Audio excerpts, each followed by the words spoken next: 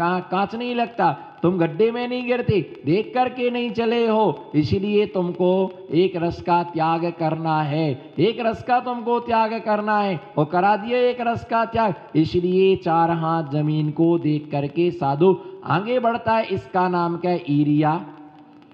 इसका नाम है ईरिया समिति है। इधर उधर देख करके यदि चलते हैं तो निश्चित ही दोष होता है। इसी प्रकार से क्या है, इसी प्रकार से बिहार चल रहा था, आचार्य महाराज के साथ चल रहे थे। रास्ता तो रास्ता है, बोलो रास्ता तो, अच्छे से बोलो ना, रास्ता तो रास्ता है। कहीं कंकड़ मिलते हैं, कहीं खड्डे मिलते हैं, कहीं मिट्टी मिलती है, कहीं रोड अच्छी है ना बिल्कुल व्यवस्थित मिलती है, और रोड पर बहुत ही कंकड़ कंकड़ कंकड़ कंकड़ पड़े हुए हैं। तो पैरों में ऐसे रोड पर चलने से पैर क्या हो जाएंगे? पैर खराब हो जाएंगे। आचार्य महाराज को बोला कि महाराज ऐसे रोड पर चलने से अपने पैर खराब हो जाएंगे। तो आचार्य महाराज तुरंत कहा, भैया पैर खराब हो पर दिमाग खराब नहीं होना चाहिए। बोलो, पैर खराब हो पर दिमाग खराब नहीं होना चाहिए, क्योंकि घड़ी तो कोई भी सुधार देगा। बोलो ना, हाथ उठाओ,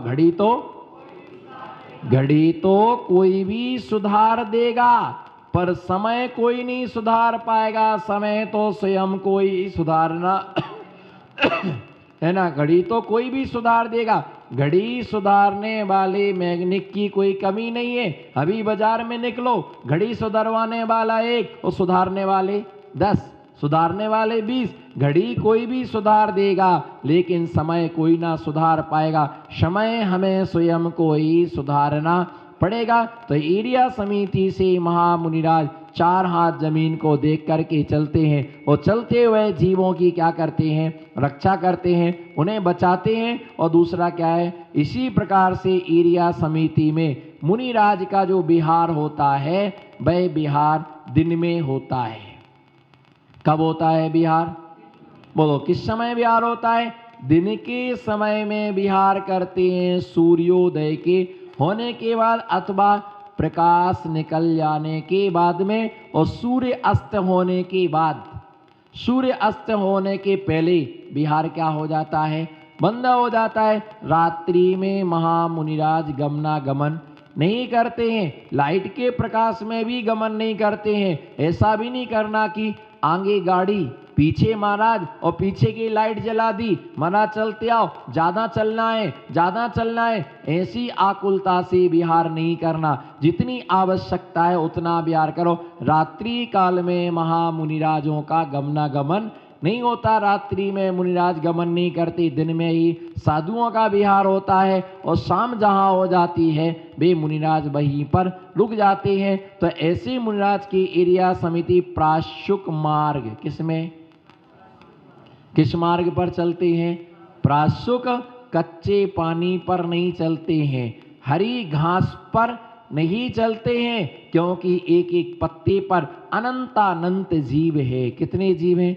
एक एक पत्ते पर अनंतानंत जीव हैं। अनंतानंत जीव क्या है? भरे हुए हैं। इसलिए उन जीवों की विराधना से बचने के लिए, उन जीवों की विराधना से बचने के लिए वे निरंतर क्या करते हैं? हरी हरी घास पर उनका गमनागमन नहीं होता है। इसी प्रकार से क्या है कि जिस पर जीव जंतु हैं उस पर भी नहीं चलते हैं। नदी में भी मुनिराजों का विहार होता है, नदी में भी विहार हो सकता है। अगर नदी से निकलना हो तो घुटने तक पानी से महामुनिराज निकल सकते हैं। कितने?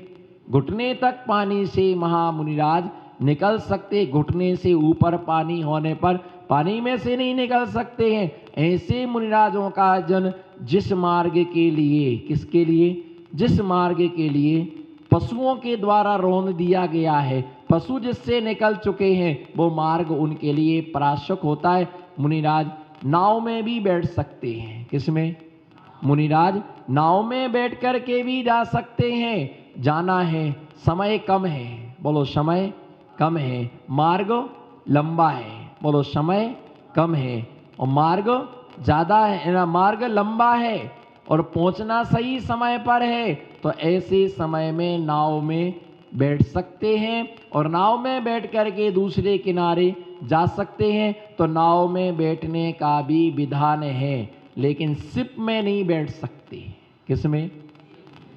बोलो किसमें? शिप जो जहाज है, जो अनेक प्रकार से मशीन से चलती है। किससे चलती है? बोलो, जो मशीन से चलती है उसमें नहीं बैठ सकते हैं। जो पतवार से चलती है, जो किससे चलती है? पतवार से चलती है, उसमें बैठ करके एक किनारे से दूसरे किनारे पर जा सकते, परंतु नियम है नाव में बैठने के पहले समाधि लेना पड़ती है। नाव में बैठने के पहले, हाँ, हम भी नाव में बैठे, हम भी नाव में बैठे। 3-4 बार ऐसा प्रसंग आया, 4 बार 5 बार ऐसा प्रसंग आया। जिस समय दक्षिण यात्रा पर गए तो एक मंदिर है कि जो तालाब के बीच में है और चौमुखी भगवान की प्रतिमा है, तो उसमें नाव में बैठ करके जाना पड़ता है। तो नाव में बैठ के गए और नाव में बैठ के आए। पैसा नहीं लगे थे, पैसा नहीं लगे, वो टिकट नहीं लगा। उसके बाद में एक बार चंबल नदी को पार करने का अवसर आया, जब आचार्य महाराज शौरीपुर बटेश्वर से चातुर्मास के लिए भिंड आ रहे थे। समय कम था, तो उस समय एक साथ आचार्य के साथ नाव में सारे लोग बैठ करके नाव को क्या किया? चंबल नदी के लिए क्या किया? पार किया। उसके बाद में जब कोटा चातुर्मास हुआ हमारा, तो केशवराव पाटन मुनीश्वरानंद भगवान की विशाल प्रतिमा है, तो उससे वहाँ के उस घाट से उतर बैठ करके नाव में बैठ करके सीधा कोटा में एंट्री हो गई थी। तो जहाँ नाव में बैठ सकते हैं नाव में, पर उस समय समाधि लेना पड़ती है। तो मन में उठ रहा, आपने ली थी क्या महाराज जी?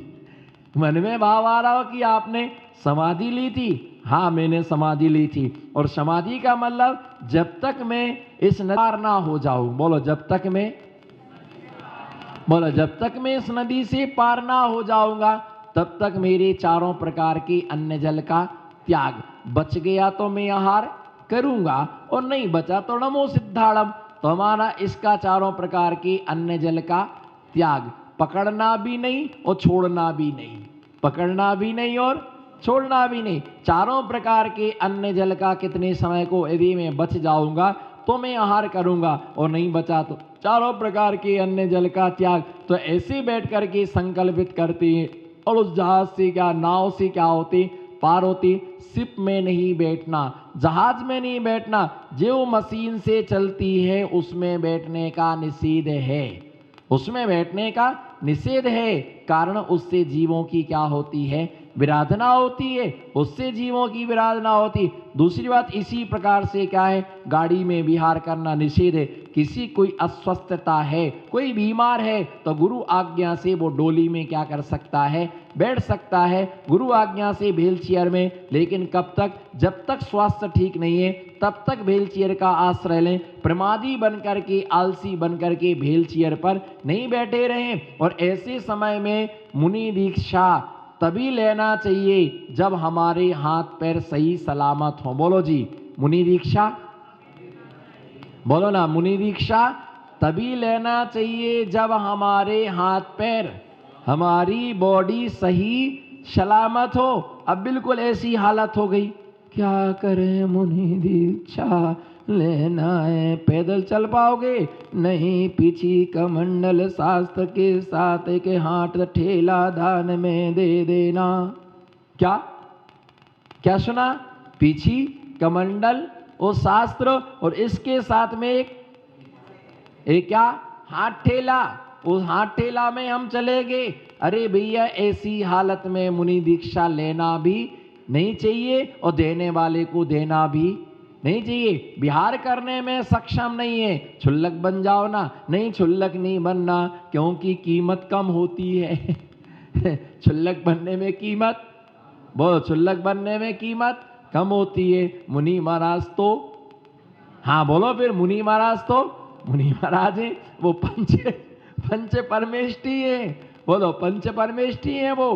क्षुल्लक क्या है? मुनियों के साथ ऐसे लगते से मुनि के मुनीम हो। क्या हो? मुनि के। क्षुल्लक कैसे लगते? मुनि के मुनीम हो। और डॉक्टर के कंपाउंडर हो, ऐसे लगता है कि डॉक्टर के कंपाउंडर हो। बस ये है, नहीं मुनि हम तो क्या बनेंगे, मुनि बनेंगे, पर पैदल क्या है, पैदल चलने की शक्ति नहीं है, ठेला में चलेंगे और चलाते चलाते चलाते हाथ ठेला छूट गया तो घाटी से नीचे, कई ऐसी घटनाएं हो गई, छूट गया ठेला और सीधे नीचे चले गए। पैदल बिहार में ही आनंद है। बोलो, पैदल बिहार में गाड़ी छोड़ के पैदल चलना अच्छा लगता है, गाड़ी छोड़ के पैदल चलना अच्छा लगता है। मुनियों के साथ में रहना। अभी आप किसी से गाड़ी मांगना, भैया थोड़ी गाड़ी देना, लाल बत्ती तक जाना है, वो तुमको पीली बत्ती दे देगा। मांग के देखना किसी का। और महाराज के साथ बिहार में जाओगे ना तो आवाज देंगे, भैया थोड़ा गाड़ी ले लो ना, थोड़ा गाड़ी ले लो ना, थोड़ा गाड़ी ले लो। क्यों? हम महाराज के साथ पैदल चलें। और पहले मांगते तो मना करता, महाराज के ले लो ना, आगे चलो ना, आप चलाओ ना, और गाली देता कोई। गाड़ी महाराज के साथ रहते तो कोई गाड़ी लेने को क्या नहीं होता है, तैयार नहीं होता। क्यों? पैदल चलने में क्या लगता है, अच्छा लगता है। अपने पास तो टू व्हीलर है, क्या है, अपने पास तो क्या है, टू व्हीलर है। गाड़ी का नंबर क्या है, 108। गाड़ी का नंबर क्या है, टू व्हीलर गाड़ी का नंबर क्या है, 108। और पिछी कमंडल एक्सप्रेस, क्या है, पिछी कमंडल एक्सप्रेस। इसमें कोई नाकाबंदी नहीं होती है, इसमें कोई चुंगी नहीं लगती है ना, इसमें कोई किसी चीज की, यही हमारे परम पिछी कमंडली हमारा क्या है, परमट है। पिछी कमंडली हमारा परमट है। कोई नहीं, हमको टोल टैक्स नाके पर कोई भी नहीं रोकता है। बाबा जी की गाड़ी जाने, बोलो ना, बाबा जी की गाड़ी जाने दो। इनसे लेके क्या करें, इनके पास खुद है ही नहीं है, कुछ भी नहीं है इनके पास, है ना। इनको रोकेंगे तो उनको देना और पड़ेगा कुछ ना कुछ, इसलिए इनकी गाड़ी जाने दो। हमेशा कभी बैरियर लगा नहीं मिलता है, कभी नाकाबंदी नहीं होती है। ये गाड़ी ऐसी है ऑल इंडिया, क्या होता है, ये गाड़ी बिल्कुल ऐसी है ऑल इंडिया, इंडिया में ही चलती है। ये गाड़ी विदेशों में, बोलो, ये गाड़ी विदेशों में नहीं चलती है। और हमारे साथ में जो होते वो भी क्या हो जाते, अगर बाबा जी का एक पोस्टर गाड़ी में लगा लो और चुंगी वाले से बोल दो बाबा की गाड़ी है, तो बोलो तुमसे क्या नहीं लेगा, वो पैसा नहीं लेता है, जाने दो बाबा जी की गाड़ी है। दिगंबर महामुनिराज का पैदल ही बिहार होता है। कैसा बिहार होता है, बोलो, दिगंबर महामुनिराज का।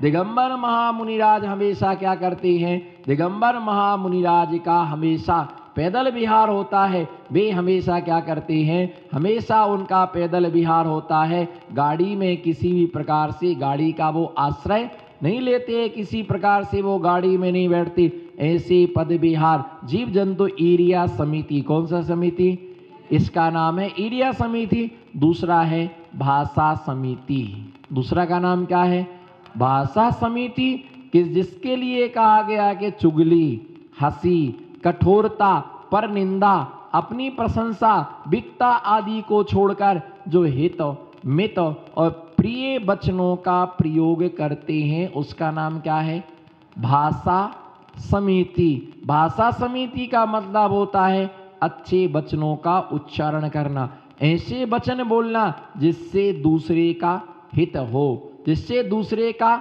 भला हो, जिससे दूसरे का कल्याण हो। अहितकारी वचन मुनिराज कभी नहीं बोलते हैं, वो हमेशा हितकारी उपादेय वचनों का प्रयोग करते। कौन से वचन, मुनिराज के जो वचन होते हैं वो वचन हैं उपादेय वचन। उनके लिए कहा जाता है हे वचन, निंदित वचन, गर्हित वचन मुनिराज कभी नहीं बोलते हैं। किसी की चुगली रूप वचन का उपयोग नहीं करते हैं, हंसी रूप वचन का उपयोग नहीं करते हैं, कठोर वचनों का प्रयोग नहीं करते, पर निंदा, किसी की निंदा में वो इंटरेस्ट नहीं लेते हैं और स्वयं की प्रशंसा में रस नहीं लेते हैं। विकता आदि 4 प्रकार के विकता रूप वचन नहीं बोलते, सत्य वचनों का आश्रय लेकर के भाषा समिति के अनुसार वो वचन बोलते हैं। ऐसे दूसरे नंबर की समिति का नाम क्या है, भाषा समिति, जो हित, मित और प्रिय होते हैं। लेकिन महाराज ने ऐसा बोला, हमको बुरा लग गया, लेकिन तुमने समझा ही नहीं। तुम समझा होता, अगर सम्यक तुम्हारे पास में होता तो तुम्हें किस चीज का बुरा लगता। महाराज ने हमको ऐसा, कोई भी वस्तु तत्व का कथन एक जीव की अपेक्षा से नहीं होता है। बोलो, कोई भी वस्तु तत्व का कथन एक जीव की अपेक्षा से नहीं होता है, वो नाना जीवों की अपेक्षा से। किसकी अपेक्षा से होता है? अच्छा, दूसरी बात यह है, जिसमें कोई ऐब है, अगर उस विषय के लिए कहा जाए तो उसको क्या लगेगा? बीड़ी पीने वाला नरक में जाता है। क्या? बीड़ी पीने वाला, ध्यान से सुनो, बीड़ी पीने वाला दुर्गति में जाता है, शराब पीने वाला नरक में जाता है, और उसके लोहे का गर्म पानी करके उसको पिलाया जाता है ना। शराब पीने वाला दुर्गति में जाता है, मायाचारी करने वाला त्रियंज गति में जाता है, गुटखा खाने वाला दुर्गति में जाता है। आपको बुरा लगा? क्यों नहीं लगा आपको बुरा? बोलो, आपको बुरा क्यों नहीं लगा? आपको बुरा क्यों नहीं लगा? शराब पीने वाला दुर्गति में जाता, आपको बुरा क्यों नहीं लगा? क्यों नहीं लगा? आप पीते नहीं है इसलिए बुरा नहीं लगा। आलू खाने वाला दुर्गति में जाता है, क्या महाराज जी आलू के पीछे पड़े? कोई दूसरा विषय सब्जेक्ट ही नहीं मिलता महाराज जी को, और कोई मिलता नहीं, ले दे करके घूम घूम करके। बोलो ना, हाथ उठाओ, ले दे करके। सवेरे है तो ही चर्चा परमात्म प्रकाश में। बताना महाराज, कहां लिखा आलू? कहां लिखा आलू? आप रोज आप आलू की चर्चा करते हैं। आप रोज आलू की चर्चा करते, समझ में नहीं आता है। घर जाओ तो सास बहू की चर्चा सुन सुन करके नाक में दम हो जाती है, और हम प्रवचन में आते थोड़ी शांति तो मिले 10 मिनट की, तो महाराज आलू लेकर के बैठे, आज से आलू का आजीवन त्याग। बहुत बढ़िया, ऐसी गुस्सा आ तो जाए आपको। मैं तो चढ़ा ही रहा, चंदनमल जी बोल दो आज से आजीवन आलू प्याज का त्याग। महाराज जी का महाराज जी का, खुद का नहीं। हाँ, त्याग महाराज जी का, महाराज जी आलू प्याज का आजीवन, महाराज जी का त्याग। ऐसी गुस्सा आपको आ तो जाए, शाम सवेरे देखो घूम फिर करके वही लौट करके आए। आप भी तो घूम फिर करके शाम सवेरे वहीं पहुंचते हो। शाम सवेरे फुर्सत मिली, चलो वहीं चलते हैं। थोड़ा सा घर का तो रोज ही खाते, चलो शाम को थोड़ा बाजार में तो चले। इतना कमा करके कहाँ रख रहे? घूम फिर करके जहां आप पहुंचते हो, घूम फिर करके हम भी, है ना, जरूर वहीं पहुंचते हैं। भैया ये ध्यान रख करके चलना कि ऐसे जो प्रसंग होते हैं, एक जीव की अपेक्षा से कोई भी कथन नहीं, नाना जीवों की अपेक्षा से कथन। और इतना सारा व्याख्यान होता है, किसी के अंदर किसी ना किसी प्रकार की कमी रहती है। स्त्रियों के अंदर मायाचारी पाई जाती है, तो क्या उठ करके चले जाओ, अरे भैया महाराज ने बोल दिया स्त्रियां मायाचारी पाई जाती है, स्त्रियां कपट करती हैं, छल करती हैं, हमें इतना चौका लगाते। बोलो ना, हमें इतना चौका लगाती, कटोरी बनाती, कटोरा बनाती, कितना तो माल काजू फ्राई किए, अरे बोलो ना, बड़ा सावर बनाया, कितना सारा इडली डोसा, कितना सवेरे से 6 बजे से मेरी महाराज जी कटाई करते रहते, ऐसा महाराज नहीं देखा।